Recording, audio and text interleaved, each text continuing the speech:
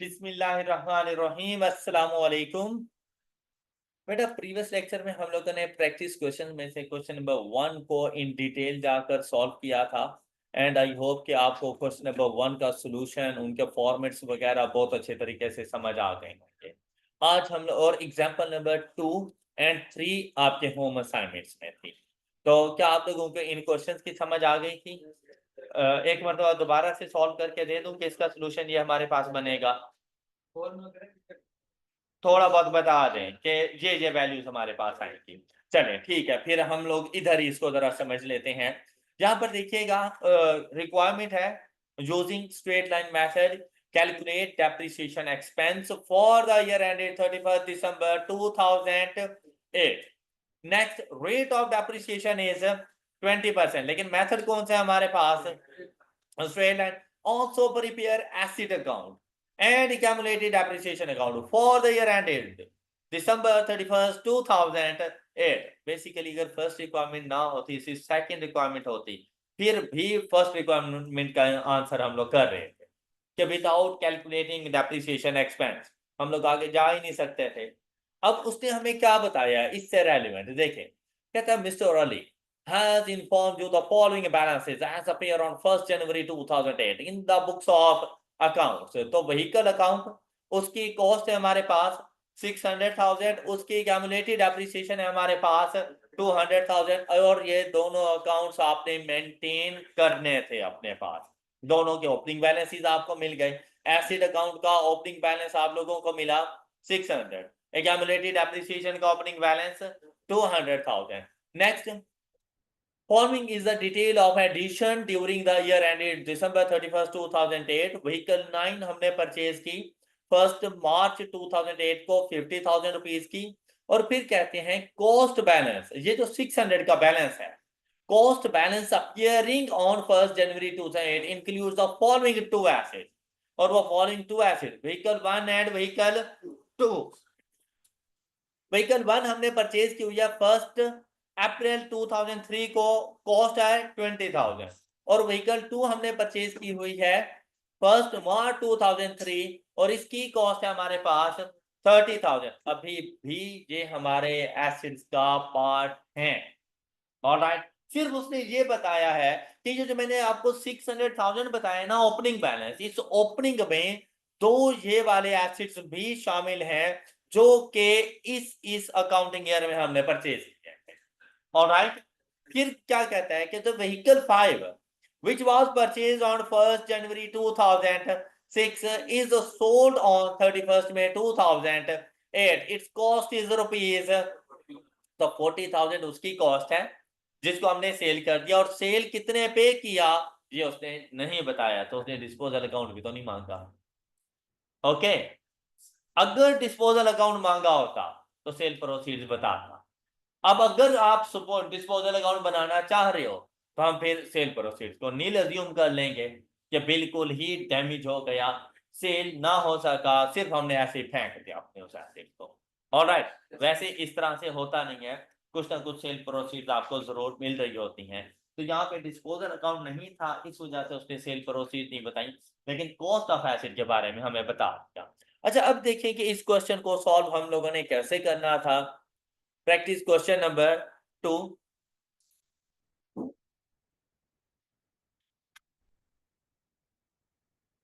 इसमें हम लोगों ने एसिड अकाउंट बनाना है और एसिड अकाउंट है हमारे पास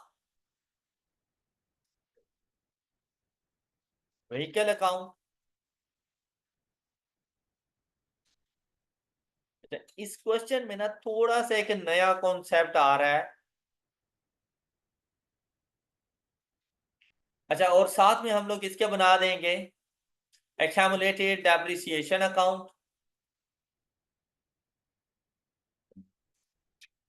और इसी अकाउंट से ही हमें पता चल जाएगा कि depreciation expense for the year हमारे पास क्या है।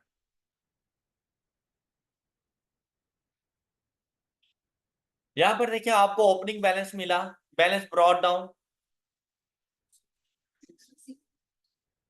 600,000, और एक्यूमुलेटेड डेप्रिसिएशन का बैलेंस ब्रॉट डाउन 200। 200,000। एडिशन हुई ड्यूरिंग द ईयर। एडिशन किस दिन हुई? Date of addition is 1 March year 8। Addition हुई कितने की? बैंक 50,000। अच्छा, सिर्फ ये एक ही एडिशन थी और एक ही डिस्पोजल हुआ। और डिस्पोजल किस दिन हुआ?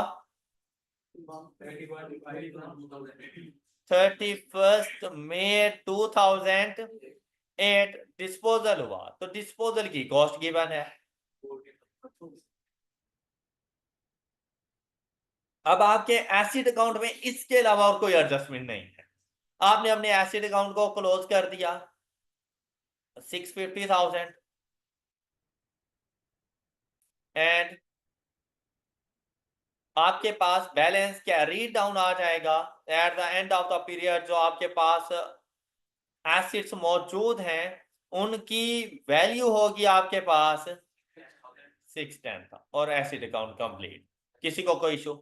अच्छा, अब अगर आप यहां पे देखें ना तो भाई ये तो कंफर्म है कि मैंने डेप्रिसिएशन एक्सपेंस लिखना है for the year accumulated depreciation account की क्रेडिट साइड पर, लेकिन साथ में डिस्पोजल है तो डिस्पोजल को भी चार्ज करना है हमने। ऑलराइट। अच्छा, डिस्पोजल की कैलकुलेशन पहले कर लिया करें आप लोग। जैसे ही डिस्पोजल की कैलकुलेशन, अब जरा वर्किंग की तरफ चले जाते हैं। वर्किंग वन यहां पर आए। Working one accumulated depreciation on disposal. कौन सा मेथड ऑफ डेप्रिसिएशन है? तो बहुत इजी है। अच्छा, एक ही मतलब वर्किंग में सारी कैलकुलेशन आ जाएगी। कैसे? कॉस्ट ऑफ एसेट इज, क्या किसी किस्म की कोई रेजिडुअल वैल्यू मल्टीप्लाइड बाय क्या यूजफुल लाइफ गिवन है? नहीं। क्या गिवन है?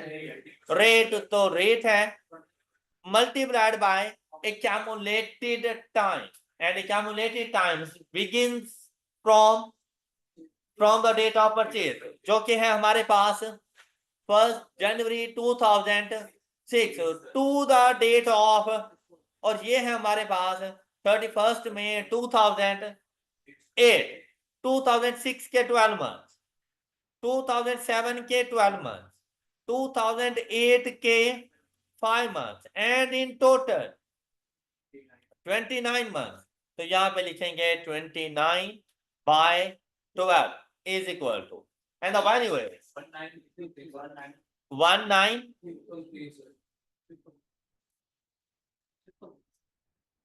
और ये जाके इधर लिख रहे हैं।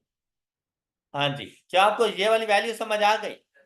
आप में से कितने ऐसे हैं जिन्होंने ये वाली वैल्यू नहीं लिखी थी? जी, 29 कहां से? accumulated time from the date of purchase to the date of disposal. 2006 complete, 7 complete और 8 के 5 मंथ, 29 मंथ। ओके हो गया? बात क्लियर है अब सब बच्चों को? अच्छा, अब ये जाके रिकॉर्ड कर दिया। अब हमें क्या चाहिए यहां पर? Working true depreciation expense for the period. अच्छा, ये चीज जरा समझने वाली है यहां। Depreciation expense for the year 2008। अच्छा, अब स्ट्रेट लाइन मेथड है।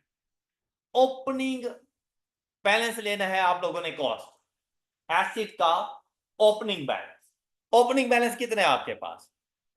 600,000। ये लेंगे। अच्छा, ये जरा समझ लीजिएगा, 600,000 ओपनिंग बैलेंस, इसमें से लेस कर दिया करो कॉस्ट ऑफ डिस्पोजल।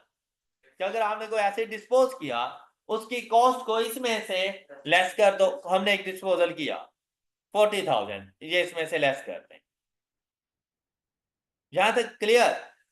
फिर अब आपने देखना है कि आपके पास कोई ऐसा एसिड तो नहीं जो अपनी लाइफ पूरी कर चुका हो, या ड्यूरिंग द ईयर जिसने अपनी लाइफ पूरी करनी हो। ऐसा हो सकता है कोई ऐसा एसिड मौजूद हो जो अपनी लाइफ पूरी कर चुका है पहले ही, ऑलरेडी फुली डेप्रिशिएटेड है, क्या उसको मजीद डेप्रिशिएट करूंगा? नहीं। तो यहां पे कहीं डेप्रिशिएट ना हो जाए। फिर दूसरी चीज, कोई ऐसा एसिड जो करंट ईयर में अपनी लाइफ को पूरा करने जा रहा हो, क्योंकि हो सकता है उसकी लाइफ ड्यूरिंग द ईयर पूरी हो रही हो, उसके ऊपर टाइम फ्रैक्शन लगाना पड़ जाए, कहीं मैं उसे फुल ईयर डेप्रिशिएट ना करता हूं। तो इस बात को भी आपने जरूर देखना है। हमारे एसिड की जो रेजिडुअल वैल्यू है वो है नील। तो स्ट्रेट लाइन मेथड पढ़ाते हुए मैंने रेट को डिटरमिन करने का एक फार्मूला आपको बताया था। एक तो वो फार्मूला था जो हमारी बुक में था, depreciable amount divided by cost multiplied by useful life. तो यहां पर हमारे पास depreciable amount is equal to cost है, क्योंकि रेजिडुअल वैल्यू नहीं है। तो मैंने आप लोगों को एक शॉर्टकट फार्मूला बताया था कि depreciation rate is equal to 1 upon useful life. Okay, percentage का साइन लगाने के लिए मल्टीप्लाइड बाय 100। ये बात समझ आई? तो भाई जब अब रेट गिवन है तो क्या हम लोग उसकी यूजफुल लाइफ को डिटरमिन नहीं कर सकते? कॉमन सेंस की बात थी कि जब rate in terms of percentage given है 20% ईच ईयर, तो कॉस्ट ऑफ द एसेट तो 100% ही होगी ना। तो अगर हर साल 20-20% इक्वल बेसिस पे डेप्रिशिएट करते जा रहे हो, तो 100% कॉस्ट को डेप्रिशिएट होने में कितना टाइम लग जाना है? 5 इयर्स। तो आपके तमाम तरह एसेट्स की जो यूजफुल लाइफ है ना, वो 5 साल है। 5 साल से ज्यादा आप उसको डेप्रिशिएट नहीं कर सकते। ये एक छोटा सा ट्विस्ट था। अब हम इसको इस तरह से लेके चलते कि आप लोग यहां पे फाइंड करते कि depreciation rate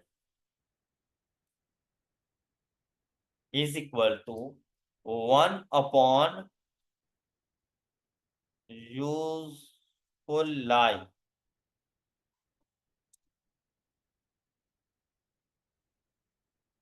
1 upon useful life और परसेंटेज का साइन लगाने के लिए मल्टीप्लाइड बाय 100 कर सकते हो।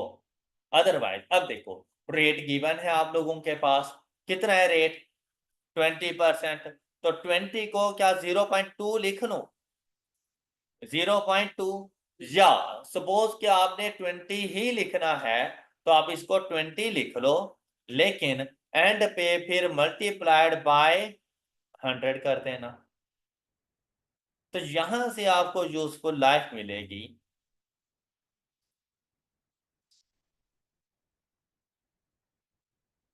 Is equal to 5 years। All right, ये बात समझ आ गई? अब आप आपको ये जो इंफॉर्मेशन दी गई थी ना कि व्हीकल 1 एंड व्हीकल 2 इसी दिन को परचेज हुई, ये बेसिकली ये बात सोचने के लिए कि कहीं इनकी यूजफुल लाइफ तो नहीं कंप्लीट हो गई। तो आप देखिए, जो एसिड मैंने परचेज किया इन ईयर 2003 1 अप्रैल, वो बेसिकली 31 मार्च 2008 पे आके अपनी लाइफ को कंप्लीट कर रहा है। तो 2008 में वो फुली डेप्रिशिएट नहीं होगा। जो 2003 में परचेज किया ना, उसके 5 साल 2008 में कंप्लीट हो रहे हैं। तो जो 4 में परचेज किया है उसके 5 साल कब कंप्लीट होंगे? 2009 में कंप्लीट होंगे। तो 2008 में तो फुल ईयर डेप्रिशिएट होगा ना, इसको रहने देना है ओपनिंग। लेकिन व्हीकल 1 की कॉस्ट को ओपनिंग में से लेस करेंगे। ये बात समझ आई है?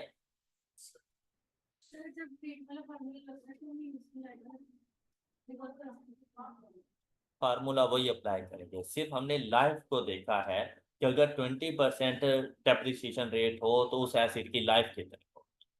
तो अगर हर साल एसिड को 20% से डेप्रिशिएट करता जाऊं, तो वो 100% अमाउंट को डेप्रिशिएट होने में कितने साल लग जाएंगे?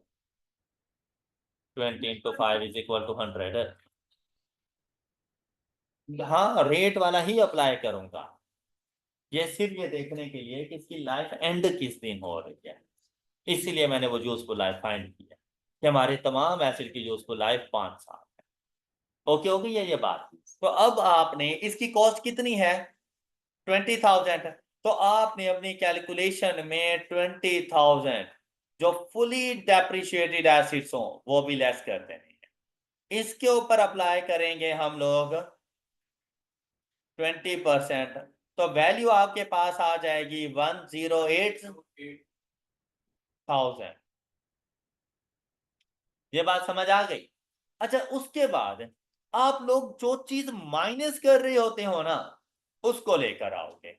जैसे कि 40,000 ये डिस्पोजल का था, इसके ऊपर डेप्रिसिएशन रेट चार्ज करो। अब देखो आपने डिस्पोजल किस दिन किया, 31st में। करंट ईयर में कितने मंथ्स यूज हुआ, 5/12। तो वैल्यू आ जाएगी आप लोगों के पास 3,333। बात क्लियर। अच्छा, फिर देखें, जिस एसिड ने अपनी लाइफ इस साल कंप्लीट करनी है, वो है 20,000 की कॉस्ट, मल्टीप्लाइड बाय किस दिन इसकी लाइफ कंप्लीट हो रही है, 31 मार्च। तो कितने मंथ्स हमारे करंट ईयर में ये यूज होगा, 3/12। तो वैल्यू आ जाएगी मेरे पास ये 1,000। बात क्लियर। अब आओगे एडिशन के ऊपर। ड्यूरिंग द ईयर एडिशन कितनी हुई, 50,000। Addition multiplied by 20%, multiplied by date of addition क्या है हमारे पास, 1 मार्च 2008। तो कितने मंथ यूज हुआ, कितने मंथ यूज हुआ, 10 मंथ, मार्च भी शामिल करेंगे, 10/12। तो वैल्यू आएगी आपके पास। अब इसको जाकर ऐड कर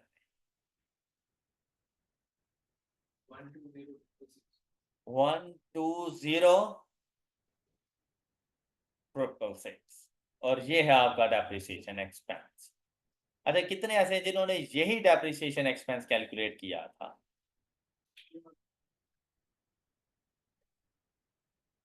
जस्ट चलें, ओके। अच्छा, बाकी जिन बच्चों से ये नहीं कैलकुलेट हुआ, क्या आज उन्हें ये बात समझ आ गई है। ये इधर हमारे पास एसिड्स की यूजफुल लाइफ कंप्लीट हो रही थी, तो ये एक नया कॉन्सेप्ट था, इस वजह से मैंने इसका ये सोल्यूशन प्रिपेयर कर दिया। अब देखें इसकी क्लोजिंग, 320,666, 320,666,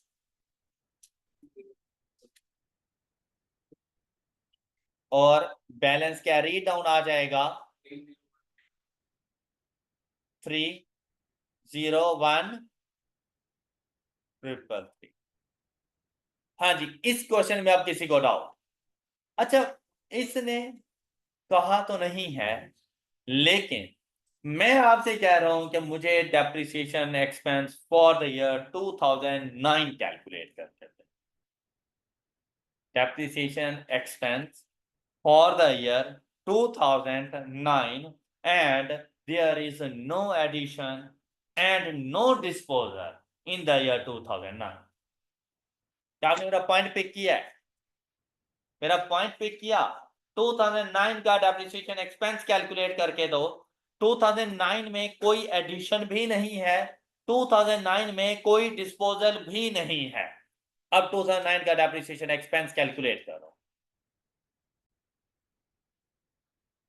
एडिशनल क्वेश्चन के तौर पर मैंने आप लोगों से कहा कि आप मुझे depreciation expense for the year 2009 बता दें। तो आप यहां पे देखें, मैं इसकी वर्किंग इधर कर लेता हूं। वर्किंग 3, डेप्रिसिएशन एक्सपेंस, ये हमारे इस क्वेश्चन का पार्ट नहीं था। Depreciation expense for the year 2000, लेकिन आपके ना फ्यूचर में ये बड़े काम आ सकती है बात। देखिए भाई, आप देखें, आपने अपने अकाउंटिंग, आपने व्हीकल अकाउंट को क्लोज किया एट 610। अब मैंने आपसे कहा कि इन ईयर 2009 कोई एडिशन नहीं है, कोई डिस्पोजल नहीं है, तो आपका क्लोजिंग बैलेंस 2009 के लिए 610 ही है, ओपनिंग भी 610 ही है। तो मैंने आपसे कहा कि जब भी आप डेप्रिसिएशन एक्सपेंस कैलकुलेट करने जाएं, अपने एसिड्स का ओपनिंग बैलेंस उठा लें। भाई 2009 के लिए ओपनिंग 610 बनता था, मैं 610 उठाऊंगा। बात समझ आई है। डिस्पोजल कोई था नहीं, डिस्पोजल को लेस करने की जरूरत है नहीं, फिर जब है ही नहीं तो 2009 में कोई नहीं है। लेकिन फुली डेप्रिशिएटेड एसिड मौजूद है। तो फुली डेप्रिशिएटेड एसिड, बात सुने, दो एसिड्स हैं। एक वो एसिड जो 2008 में अपनी लाइफ कंप्लीट कर चुका है, उसने तो वैसे ही डेप्रिशिएट नहीं होना। ओके, उसको तो आके यहां से माइनस करो। मतलब ये आपके खानदान में, आपके फैमिली मेंबर्स में वो बुजुर्ग हस्ती है जो अब रिटायर हो चुकी है। ओके, तो लानी बात है अब उनसे इनकम कोई नहीं आ रही। अब लेकिन क्या उनको घर से निकाल दें? तो ऐसा नहीं है कि हम उनको डी रिकॉग्नाइज करेंगे, ऐसा नहीं है कि फिर हम उनको अपना फैमिली मेंबर नहीं मानेंगे।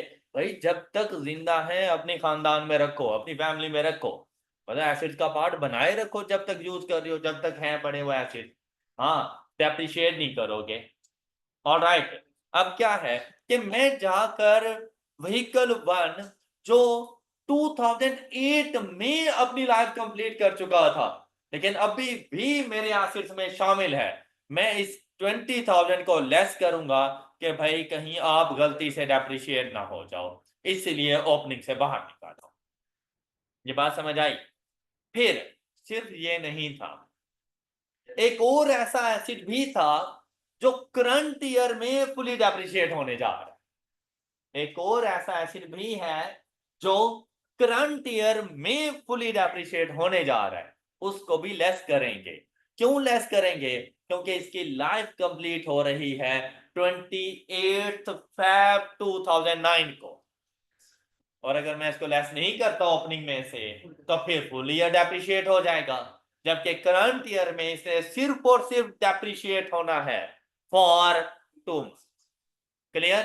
तो इसकी कॉस्ट को भी जाकर लेस कर देंगे, लेस 30,000, रिमेनिंग बैलेंस के ऊपर 20% रेट चार्ज करेंगे, ये आ जाएगा 560 और 112,000। ऑलराइट भाई, अब 20,000 को डेप्रिशिएट करने की जरूरत नहीं है, लेकिन 30,000 ने डेप्रिशिएट होना है। 30,000 मल्टीप्लाइड बाय 20% मल्टीप्लाइड बाय, अब आपको ये 2 की समझ आ गई? जनवरी एंड फेब, क्योंकि 1 मार्च को लिया था ना, तो फेब के एंड पर इसने अपनी लाइफ को कंप्लीट करना है। तो 2/12 वैल्यू आ जाएगी 1000, जस्ट 1000। ये है depreciation expense for the year 2009 which is 113,000। जी, कितने बच्चों ने मुझे ये आंसर किया था ऑनलाइन में? कोई नहीं था। कितने? 113,000। देर से आए पर दुरुस्त आए। क्या बात है। ऑलराइट, 2010 का डेप्रिसिएशन एक्सपेंस बताना। No addition no disposal. 2010 का डेप्रिसिएशन एक्सपेंस बताओ। तो बेटा 2010 में अगर हम लोग बात करें तो 2009 का क्लोजिंग 610, 10 का ओपनिंग 610 और 10 का क्लोजिंग भी 610। अब 610 में से अब दोनों एसिड फुली डेप्रिशिएटेड हैं, दोनों की कॉस्ट को लेस कर देंगे, बाकी बचेगा 560, उस पे 20% रेट अप्लाई करेंगे और डेप्रिसिएशन एक्सपेंस आ जाएगा 112,000। ऑलराइट, बताओ फर्स्ट लाइन समझ लें, ये आ जाएगी आपके पास, और ये दोनों फुली डेप्रिशिएटेड हैं, इनको 2010 में मजीद डेप्रिशिएट करने की जरूरत नहीं। ओके हो गई बात? आई होप कि ये कॉन्सेप्ट क्लियर हो गया आप सब बच्चों को। चलिए नेक्स्ट हम लोग चलते हैं क्वेश्चन नंबर, अच्छा क्वेश्चन नंबर 3 मेरे ख्याल से थोड़ा सा इजी था, ऐसे जिसमें कोई मुश्किल चीज नहीं थी। अच्छा, क्वेश्चन नंबर 2 में आप लोगों से पूछा गया था depreciation expense for the year, और for the year depreciation expense हमारा कितना आ रहा था? 120,666। अब देखिए, आप अगर यहां पे आंसर करेंगे ना इसको ऐसे ही, तो उसमें सिर्फ सेकंड पार्ट का जो मार्क्स होंगे उसके मुताबिक आपको मार्क्स देने हैं।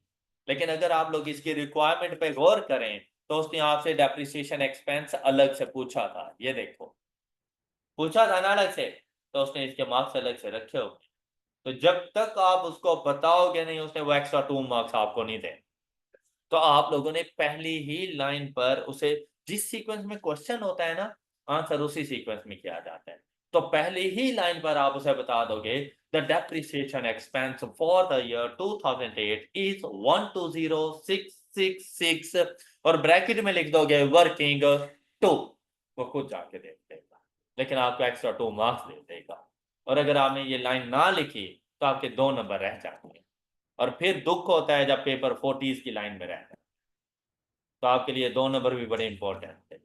क्लियर? एग्जामिनर कभी भी आपकी खातिर मेहनत नहीं करेगा कि वो आपकी सोल्यूशन में से चीजें ढूंढता फिरे कि बच्चे ने कहा लिखी या मैं जाकर उसको नंबर दूं। ऐसा कभी भी नहीं करेगा। डन। अब आ जाओ क्वेश्चन नंबर 3 पर। अच्छा, क्वेश्चन नंबर 3 देखें तो सिंपल सा एक क्वेश्चन है, आपसे कहता है calculate the total depreciation on machinery for each of the year 2006, 7 and 8। कहता है कैलकुलेट द प्रॉफिट और loss on the sale of machinery 3 in 2008। क्या उसने आपसे मशीनरी अकाउंट मांगा? क्या क्यूमुलेटिव डेप्रिसिएशन अकाउंट मांगा? क्या हमें बताने की जरूरत है फिर? अच्छा, उसने पूछा क्या है? सिर्फ फर्स्ट पॉइंट में क्या पूछा उसने? Depreciation expense. depreciation expense for the year 2006, 7 and 8। यहाँ पे cumulative depreciation मुराद नहीं है, depreciation expense for the year 2006, 7 and 8। तो ये अब हमारे पास कैसे आएंगे? और साथ में हमने बताना है प्रॉफिट और loss on sale of machinery. अब वो आप पे डिपेंड करता है कि आप जर्नल एंट्री की फॉर्म में उसे बताओ या डिस्पोजल अकाउंट की फॉर्म में।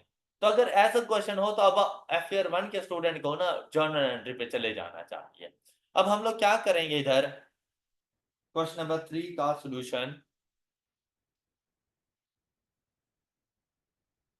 Contractors limited was formed on 1 जनवरी 2006। तो 2006 के लिए तो किसी किस्म का कोई ओपनिंग बैलेंस आप लोगों को नहीं मिलेगा। Forming purchases and sales of machinery were made during the first 3 years of the operation. और उन फर्स्ट 3 इयर्स का डेप्रिसिएशन एक्सपेंस हम लोगों ने बताना है। कहते हैं 1 जनवरी 2006 को मशीन 1 एंड 2 परचेज की 40,000 ईच। एक मशीन 40,000 की, हमने 2 परचेज की तो एडिशन 80,000 की है। Same case 1 October 2006 machine 3 and 4 purchase की 15,200 ईच। तो टोटल जो परचेजेस हुई वो 30,400 की हो गई। 2007 में किसी किस्म की कोई परचेजेस नहीं है। और 2008 में मशीन 3 हमने जो परचेज की थी 1 अक्टूबर 2006 को, वो हम लोगों ने सेल कर दी। और सेल की 12,640, ये उसकी सेल प्रोसीड्स है। तो कॉस्ट का पता कहां से चलेगा? यहां से चलेगा कि कॉस्ट इसकी ये। क्लियर? फिर मशीन 5 को अगर देखें, परचेज की 20,000 रुपीज की। कहते हैं each machine was estimated to last 10 years and to have a residual value of 5% of its cost price. Depreciation was charged by straight line method. अब हमने बताना है डेप्रिसिएशन एक्सपेंस। तो क्वेश्चन का सॉल्यूशन मतलब इसकी प्रेजेंटेशन कैसी होनी चाहिए, हम जरा उस पर भी फोकस करते हैं ना। Question 3, practice question 3, option A depreciation expense for the year 2006, 2007 and 2000। अच्छा, इस तरह भी लिख सकते हो और इसको मतलब 6, 7, 8 इस तरह भी लिख सकते हो। आप पे डिपेंड करता है, जैसे आपको अच्छा लग रहा हो आपने वैसे ही कर लेना है। डेप्रिसिएशन एक्सपेंस ऊपर आ गया। सपोज आपने अगर इसकी वर्किंग साथ साथ लिखनी है तो फिर आप ऐसा करें कि यहाँ पे 2006 एक लाइन छोड़कर 2007 एंड 2008, ये आप डेप्रिसिएशन एक्सपेंस बता देंगे और इनकी वर्किंग भी इनके साथ ही हो जाएगी। अब आपने क्या करना है, 2006 में अगर आप लोग गौर करें तो बेटा किसी किस्म का कोई ओपनिंग बैलेंस नहीं था। 2006 में एडिशन ही थी और फर्स्ट एडिशन जो आप लोगों के पास हुई थी वो 80,000 की हुई। कब? 1 जनवरी को। तो इसने तो पूरे साल के लिए डेप्रिशिएट हो जाना है। तो हम लोग क्या करेंगे इधर, ये देखें 80,000, ये आपको बात समझ आ गई, माइनस करेंगे इसमें से रेजिडुअल वैल्यू, और रेजिडुअल वैल्यू कितनी है 5% ऑफ कॉस्ट। तो अब एग्जैक्ट वैल्यू तो उसने नहीं बताई थी ना हमें, तो हम यहाँ पे इसी तरह लिखेंगे 5% ऑफ की जगह पे आ जाता है मल्टीप्लीकेशन ऑफ कॉस्ट, और कॉस्ट कितनी है, अब कैलकुलेटर पे ऐसे बताएंगे तो ऑटोमेटिकली उसने कैलकुलेट करके दे देना है हमें।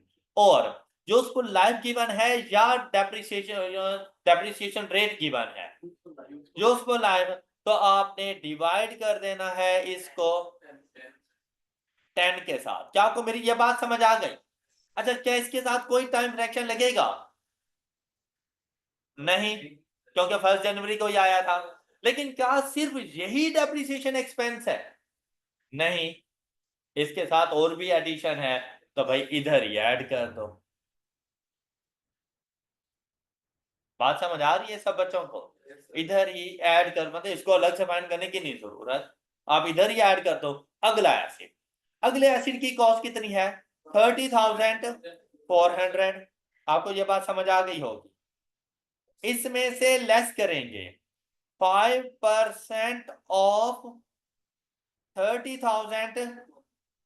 हर वो चीज जो आपको उसने डायरेक्ट ना बताई हो और आपको कैलकुलेट करनी पड़े, आप उसकी वर्किंग बताओगे कि ये वैल्यू इस तरह आएगी। वैसे तो हम लोग देखते ही बता सकते थे इधर कि भाई रेजल्ट वैल्यू 4,000 है, 4,000 लिखी जा सकती थी, लेकिन क्या क्वेश्चन में डायरेक्ट गिवन थी, तो आपसे बताओ कि 4,000 कहाँ से आए हैं। इसीलिए मैं कॉस्ट का 5% ले रहा हूं, तो वो समझ आएगा कि भाई क्वेश्चन में ऐसे ही गिवन था। क्लियर? और इसको अब डिवाइड करोगे, डिवाइडेड बाय 10, लेकिन इसके ऊपर टाइम फ्रैक्शन लगेगा, मल्टीप्लाइड बाय क्या टाइम फ्रैक्शन लगना है 1 अक्टूबर से 31 दिसंबर तक, 3/12, अक्टूबर नवंबर दिसंबर 3/12। ये बताओ अपने कैलकुलेटर को, तो depreciation expense for the year 2006 is 8322। ये डेप्रिसिएशन एक्सपेंस आ गया आपके पास, एक्सपेंस भी बता दिया, साथ में वर्किंग भी हो गई, वर्किंग के लिए कहीं और भी नहीं जाना पड़ा। बात क्लियर हो गई? 2007 में जाएंगे, भाई ओपनिंग बैलेंस उठा लिया करो, लेकिन ओपनिंग बैलेंस है कितना, अब ये सोचने की जरूरत है। भाई एसिड अकाउंट तो नहीं बना रहा, लेकिन क्या यहां से मुझे पता चल नहीं सकता कि 80,000 के ये वाले एसिड्स मेरे पास मौजूद है, 30,400 के ये वाले एसिड्स हैं, 2006 का क्लोजिंग होगा 110,400, तो 7 का ओपनिंग यही तो होगा। क्या मेरी बात पिक की आप लोगों ने? अब जाओ अपने पास ओपनिंग बैलेंस कितना 110,400, लेस करोगे 5% ऑफ 110,400। अब तमाम एसिड की ये रेजिडुअल वैल्यू आ गई आपके पास। अलग अलग करते तब भी सेम ही होती, लेकिन वो वेस्टेज ऑफ टाइम है, जहां पर आप इकट्ठा लेके चल सकते हैं। और डिवाइडेड बाय क्या किसी किस्म की कोई टाइम फ्रैक्शन, कोई सी किस्म का कोई डिस्पोजल, कुछ भी नहीं, बस ये आ गया depreciation expense which is equal to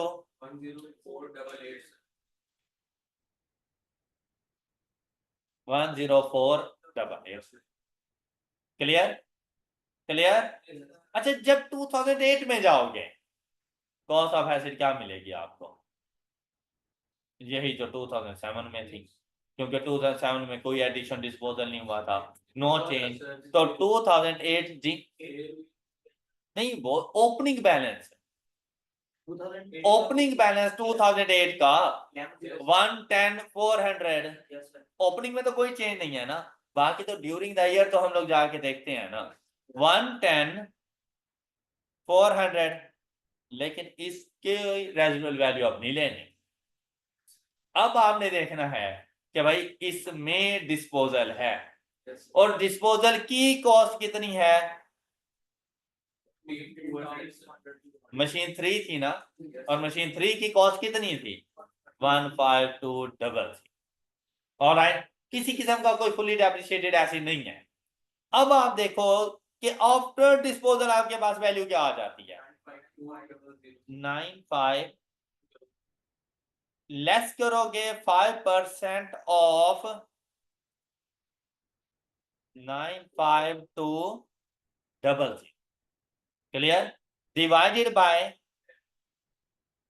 इस पर कोई टाइम फ्रैक्शन नहीं लगेगा, इसमें प्लस करोगे डिस्पोजल 15200, लेस करोगे 5% of 15200 divided by 10 multiplied by, अब डेट ऑफ डिस्पोजल क्या थी हमारे पास 30 जून, तो 6/12।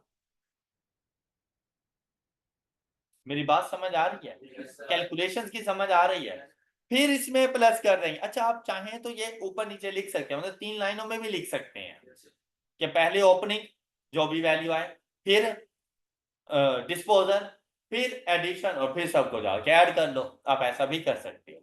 अब यहां पर देखो एडिशन, एडिशन कितनी वैल्यू की हुई 20,000, 20,000 लेस करेंगे 5% ऑफ 20,000 डिवाइडेड बाय, लेकिन एडिशन किस दिन हुई 1 जुलाई को हुई, तो कितने अरसे के लिए, तो depreciation expense for the year 2008 is 10716। हाँ जी, किसी को डाउट, कोई प्रॉब्लम? अब कैलकुलेशन हो जाएंगे ना इस तरह से, अब बगैर अकाउंट बनाए हमने डायरेक्ट डेप्रिसिएशन एक्सपेंस कैलकुलेट कर लिया है। साथ में हमसे क्या पूछा गया था, डिस्पोजल के बारे में पूछा गया, कैलकुलेट प्रॉफिट और loss on the sale of machinery 3, profit और लॉस ऑन डिस्पोजल।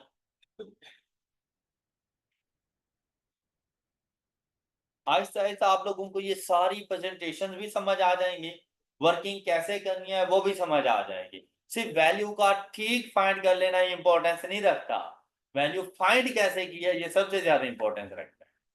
ओके, अच्छा अब देखें, प्रॉफिट और लॉस पे आए तो सिंपल सा है, हमने कहा चौथी लाइन पे जाकर ना अपना एसेट अकाउंट लिख दो, मशीनरी,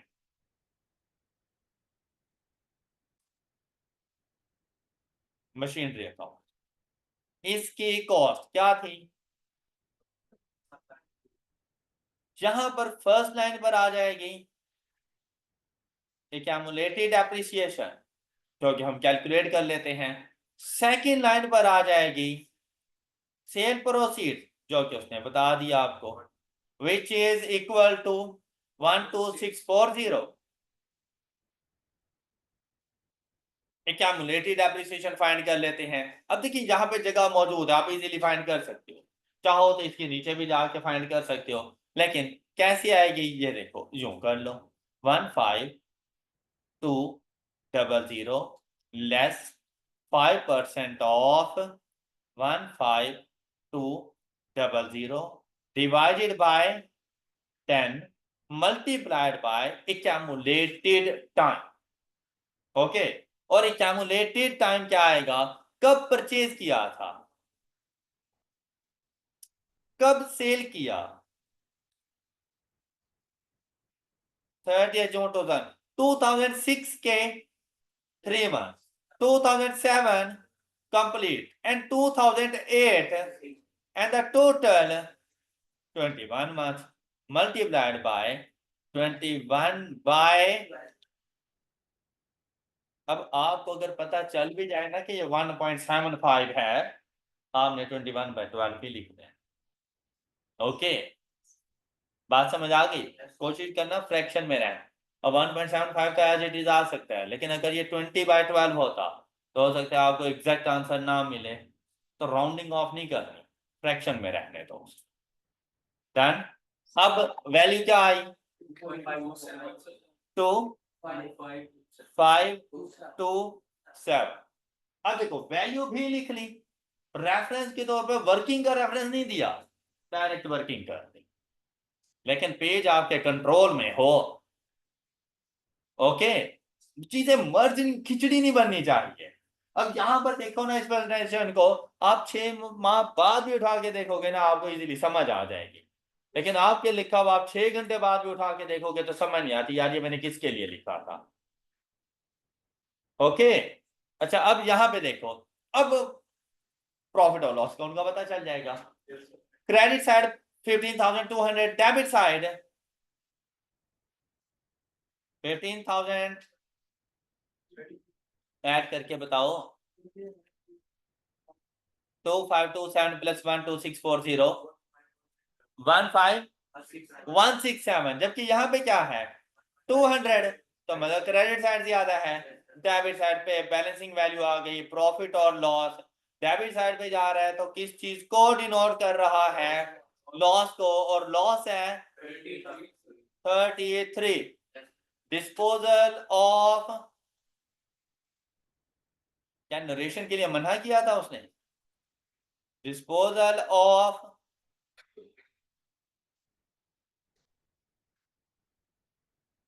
मशीनरी 3, और ये आपकी जर्नल एंट्री बन गई।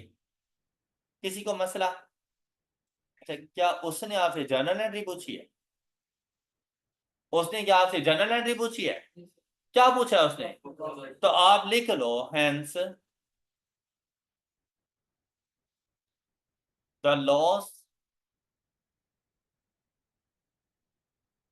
On sale of machine 3 is ₹33। Question complete. Got it? किसी को प्रॉब्लम? आप लोग मुझे एक्सट्रैक्ट ऑफ फाइनेंशियल स्टेटमेंट बना करते हैं, इसी क्वेश्चन के एक्सट्रैक्ट्स ऑफ फाइनेंशियल स्टेटमेंट्स मुझे बनाकर फॉर द ईयर 2006, 7 एंड 8।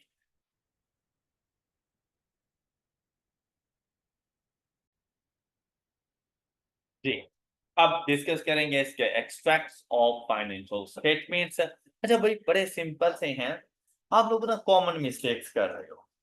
बात वही है कि अभी आपको प्रेजेंटेशन का नहीं पता, आपको शायद ये पता है कि कौन सी वैल्यू कहां पर जाए, लेकिन आपको ये नहीं पता कि आपने प्रेजेंट करना किस तरह से है सोल्यूशन। और ये कोई मुश्किल चीज नहीं होती। देखें, एसिड आपके पास एक ही था, आपने यहां पे आके लिख देना है एक्सट्रैक्ट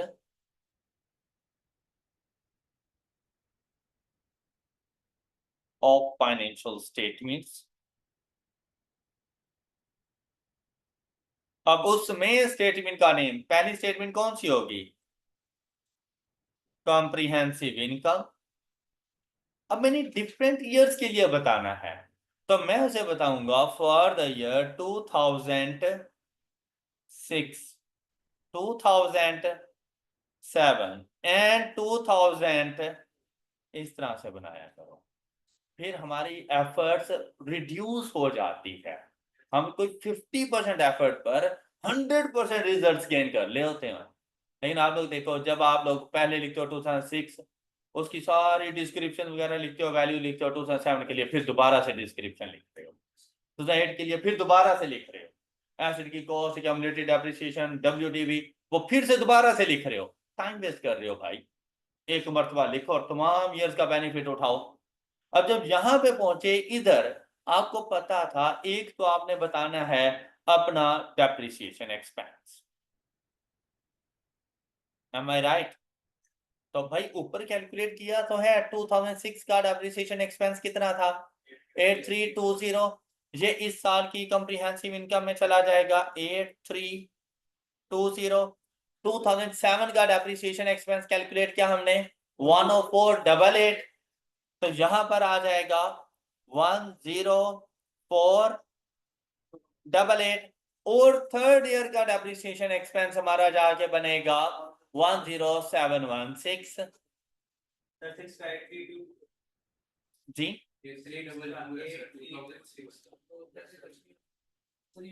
10716 2006 का क्या है? 8322 है। ओके,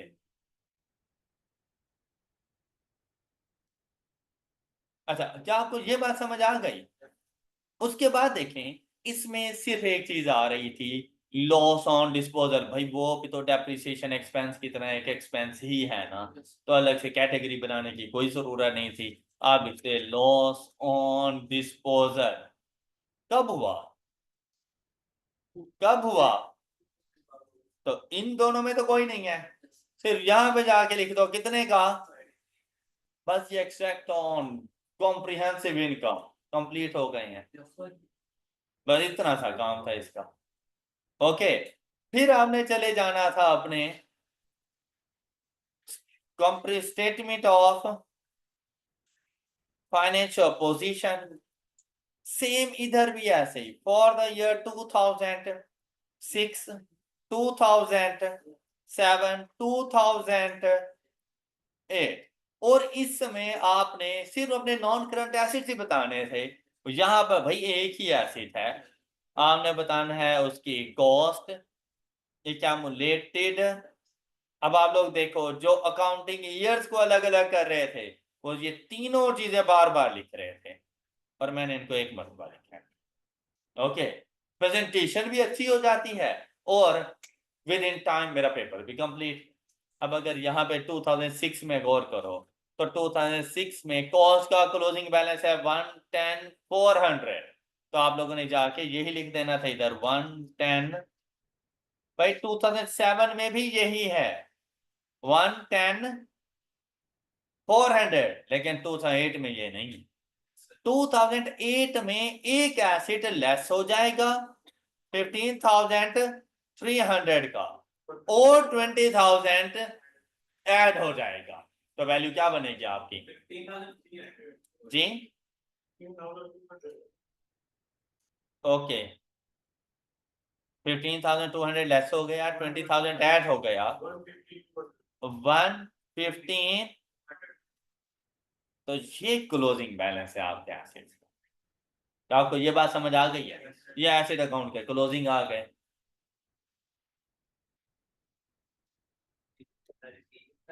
तो कौन पूछेगा ये बात?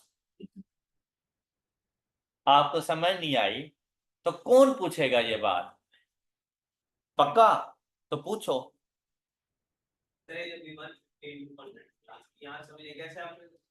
डिस्पोज हो गया था, ये सेल कर दिया था, तो मेरे एसिड का पार्ट तो नहीं रहेगा ना, जबकि इस 110,400 में ये शामिल था। तो डिस्पोजल की कॉस्ट लेस कर दो और एडिशंस को ऐड कर दो। ओके, तो 2008 का क्लोजिंग क्या बनेगा मेरे पास? 115,200। बात समझ आइए अब? 115,200। ओके, अच्छा, मुझे एक और मेथड इसका बताता हूं, दूसरा मेथड। टोटल आपके पास व्हीकल्स कितनी है? टोटल 5 थी मशीन। कितनी है? 5 थी, लेकिन उसमें से थर्ड वाली मशीन आपने सेल कर दी है। तो बाकी आपके पास कितनी मशीनें बच गई हैं? 4। वो 4 कौन कौन से वाली हैं? ये दोनों आपके पास मौजूद हैं, मतलब ये 80,000 ये आपके पास मौजूद है। यहां से एक मशीन मौजूद है, मशीन 4। साथ में आपके पास ये वाली मशीन मौजूद है। तो 80,000 प्लस 20,000 प्लस 15,200, तो टोटल 4 मशीन की कॉस्ट कितनी आ गई? 115,200। ओके, तो ये आपके पास आ जाएगा इसका बैलेंस। अब चलते हैं एक्यूमुलेटेड एप्रिसिएशन पे। भाई फर्स्ट ईयर का डेप्रिसिएशन एक्सपेंस ही इसका एक्यूमुलेटेड एप्रिसिएशन है 8322। ये लेस कर दो इसमें से। फर्स्ट ईयर का डेप्रिसिएशन एक्सपेंस ही इसका एक्यूमुलेटेड एप्रिसिएशन है, तो वैल्यू क्या आएगी? 102,078।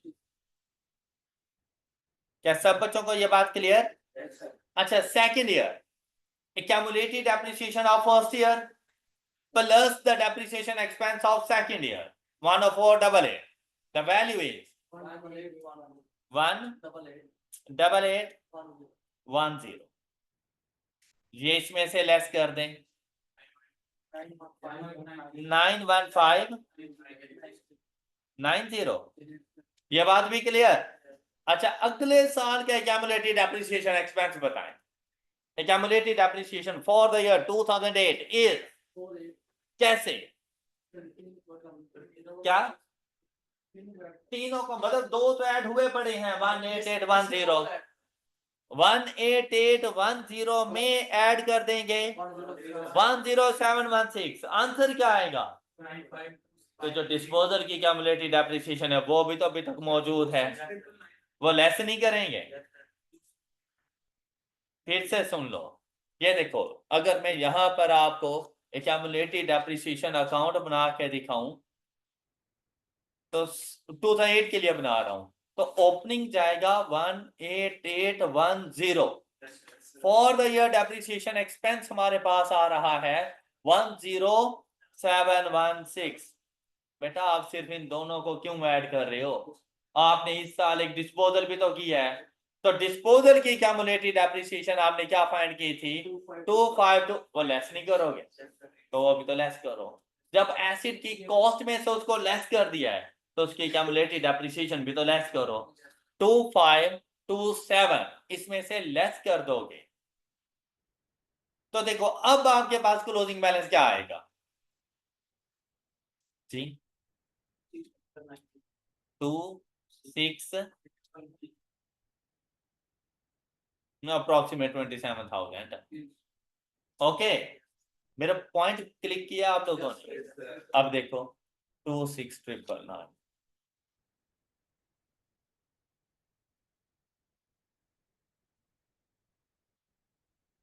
अब देखो आदत बना ली थी ना कि भाई इसमें जाके डेप्रिसिएशन एक्सपेंस ऐड करेंगे तो क्यूमुलेटिव बन जाएगा। तो थर्ड ईयर में आपने सेम वही मिस्टेक की कि जाके क्यूमुलेटिव डेप्रिसिएशन में और डेप्रिसिएशन एक्सपेंस ऐड किया। आपने कहा कि क्लोजिंग है, भाई डिस्पोजल हुआ था, डिस्पोजल की क्यूमुलेटिव डेप्रिसिएशन तो लेस करो इसमें से। तो ये आएगा आपके पास क्लोजिंग और आंसर आएगा 882001। ये है आपके पास extracts of financial position. Any doubt? सब बच्चों को clear? Example number 4 and example number 5 आपकी होम असाइनमेंट्स हैं और अब ये अच्छे तरीके से आपसे सॉल्व हो जाने चाहिए और आपने इनके एक्सट्रैक्ट ऑफ फाइनेंशियल स्टेटमेंट्स भी बनाकर आने हैं। Example number 4, example number 5 with extract of financial statement. That's all for today. अपना बहुत सा ख्याल रखिए, नेक्स्ट लेक्चर में मिलेंगे। अल्लाह हाफिज।